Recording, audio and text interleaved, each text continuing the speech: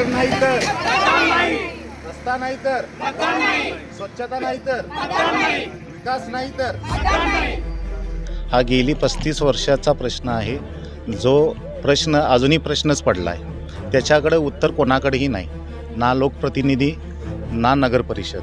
मुरगुडमधली 1 नंबरची N A plot असलेली ही colony गेली 35 वर्ष विकासाच्याकडे टक लावून पाहत आहे.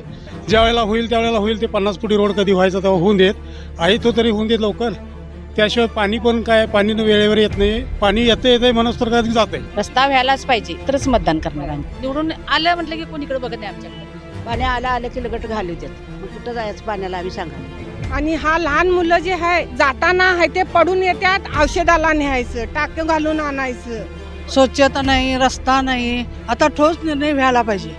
कितीतरी निवेदनं दिलीत, पण त्या निवेदनाची कुणीही दाद घेतलेली नाही. न्यायपालिकेकडे जर दाद मागून सुद्धा न्याय मिळत नसेल तर आम्ही कुणाकडे जायचं, म्हणून आम्ही आज असा निर्णय घेतला आहे की आम्ही येणाऱ्या 2 तारखेच्या इलेक्शनला मतदानावर बहिष्कार घालत आहोत. मुरगुड शहरातील सूर्यवंशी मांगोरे कॉलनीतील रहिवासी गेली 35 वर्ष मूलभूत सुविधांपासून वंचित आहेत. रस्ता, गटार, स्वच्छता यांसारख्या मूलभूत सुविधांचा अभाव असूनही प्रशासनाकडून कोणतीही सुनावणी होत नसल्याने नाराज नागरिकांनी मतदानावर बहिष्कार टाकण्याचा निर्णय घेतला आहे. रस्ता नाही, गटार नाही, स्वच्छता नाही, विकास नाही, त्यामुळे मतदान नाही असा बोर्ड कॉलनीच्या प्रवेशद्वारावर लावण्यात आला आहे. हा लावलेला बोर्ड ये-जा करणाऱ्या नागरिकांचं लक्ष वेधून घेत आहे. निवडणुकीच्या तोंडावर या बोर्डची चर्चा शहरामध्ये रंगू लागली आहे. कॉलनीचा रस्ता नगर परिषदेकडे वर्ग असूनही त्याच्याकडे दुर्लक्ष केलं जातंय. ही कॉलनी सुविधांपासून वंचित ठेवली जात असल्याचा आरोप नागरिकांनी केला आहे.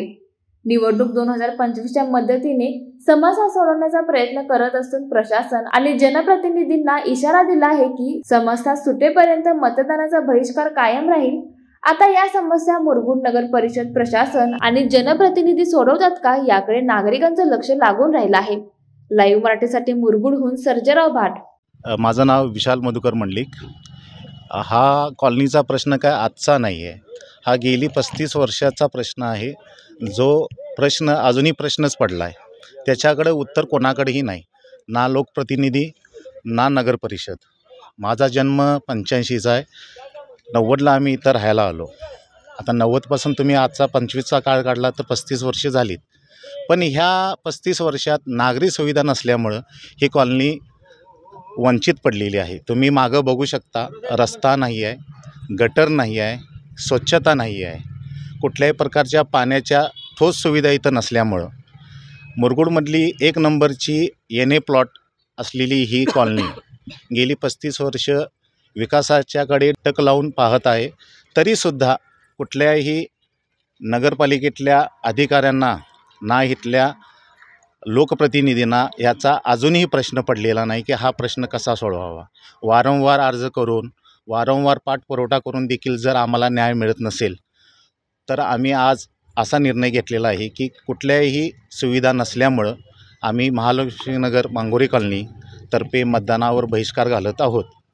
तुम्ही माझ्या पाठीमागे बघू शकता की अवस्था अशी आहे की इथं लहान मुलं आहेत, ज्येष्ठ वयोवृद्ध लोक आहेत, महिला आहेत, ज्या त्या दगडधोंड्यातनं पावसापावण्यातनं गुडघे अक्षरशः फोडून घेतलेले आहेत. आमची लहान मुलं पडलेली आहेत.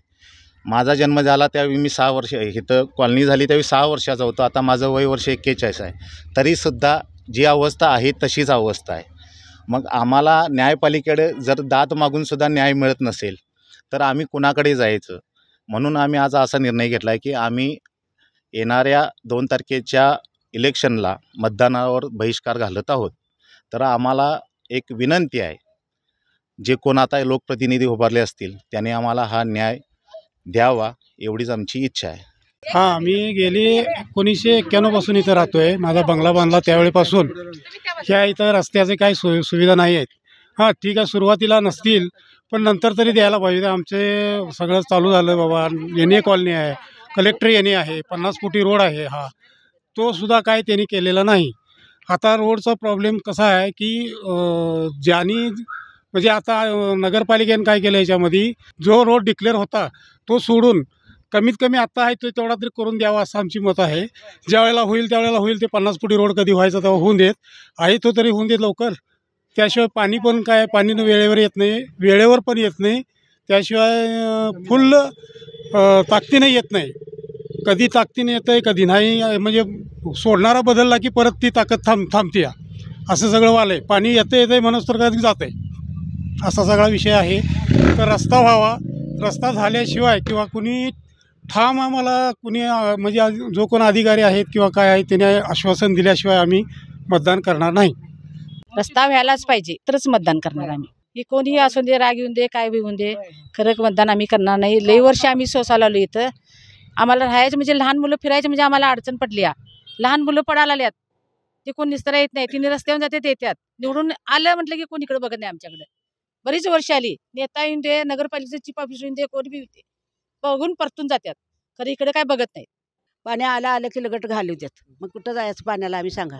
तिकडं पाणी नदी ह्याला गल्लीशनी वाहतंय पाणी आणि आमच्या इकडे पाणी नाही. ह्या कॉलनीत रस्ता व्हायला पाहिजे, गटार व्हायला पाहिजे आणि पाण्याची आम्हाला सोय करून द्यायला पाहिजे. पाणी आलं की लगेच जातंय. आम्हाला पाईपलाईन दुसरी घालून आम्हाला पाणी द्यायला पाहिजे. एका कॉकात आहे ते पाणी सोडतात, सगळ्यांनी सोडून झाल्यानंतर आम्हाला सोडतात, तर आमचं पाणी जातंय. आणि हा लहान मुलं जे आहे जाताना आहे ते पडून येतात, औषधाला न्यायचं, टाके घालून आणायचं. 1998 पासून आम्ही इथे राहतो, तेव्हापासून अशीच ही कॉलनी आहे. स्वच्छता नाही, रस्ता नाही. आम्ही ज्येष्ठ नागरिक आहोत, आम्हाला चालता येत नाही सगळं रात्रीचं. इकडे कोण म्हणजे स्वच्छता पण अजिबातच नाही आहे. आम्हाला रस्ता पाहिजे एवढीच आमची मागणी आहे. बाकी काय आम्ही बोलू शकत नाही. आता जे येतात इथं प्रतिनिधी चर्चा करतात, बोलतात आणि काय ठोस निर्णय घेत नाहीत.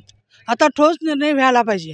एका राडी चिखलातनं मुलांना घेऊन जातात, कितीतरी निवेदनं दिलीत, पण त्या निवेदनाची कुणीही दाद घेतलेली नाही.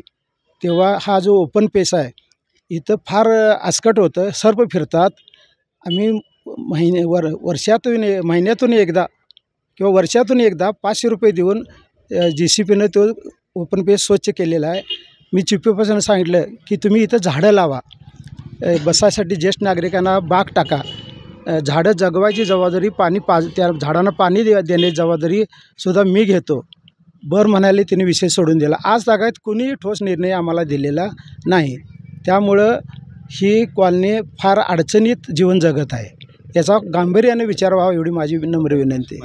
आणि त्यामुळं कुठल्याही प्रकारची इथं सोय नसल्यामुळं, नागरी सुविधा नसल्यामुळं की आम्ही सर्वांनी एकमतानं कॉलनीनं मतदानावर बहिष्कार टाकण्याचा ठोस निर्णय घेतलेला आहे. यात बदल होणार नाही.